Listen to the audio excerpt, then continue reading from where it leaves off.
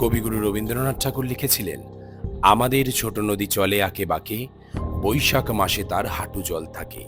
কিন্তু তিনি এটা বলতে ভুলে গেছিলেন, বৈশাখ জ্যৈষ্ঠের পর আষাঢ় মাসে হাঁটু জল কোমরের জলও হয়ে যেতে পারে। নমস্কার, আমি রাজ এবং আপনারা দেখছেন রাজকাহিনীর গল্প। আগের দিন আমি এক্সপিরিয়েন্স করেছিলাম কলকাতার মধ্যে গড়ে ওঠা নানান ছোট ছোট নদীর, যেই নদীগুলোর গভীরতা, জলের ঢেউ তোমাকে দীঘা পুরীর সমুদ্রকেও হার মানাতে বাধ্য করবে। তোমার যদি জাহাজে চড়ার শখ হয়, তাহলে তুমি তোমার বাইক নিয়ে বেরিয়ে যেতেই পারো কলকাতার এই সকল রাস্তাগুলোর থেকে। বর্ষাকালে কলকাতার এই সকল রাস্তাগুলোতে নদীর মতন জোয়ার ভাটাও দেখা যায়। কিন্তু এসবের একটি সুবিধাও রয়েছে, তুমি এই রাস্তা দিয়ে যেতে যেতে তোমার প্রয়োজনীয় সামগ্রী কোনো না কোনো দোকান থেকে পেয়ে যাবে, যেগুলো তুমি নদী থেকে পাবে না।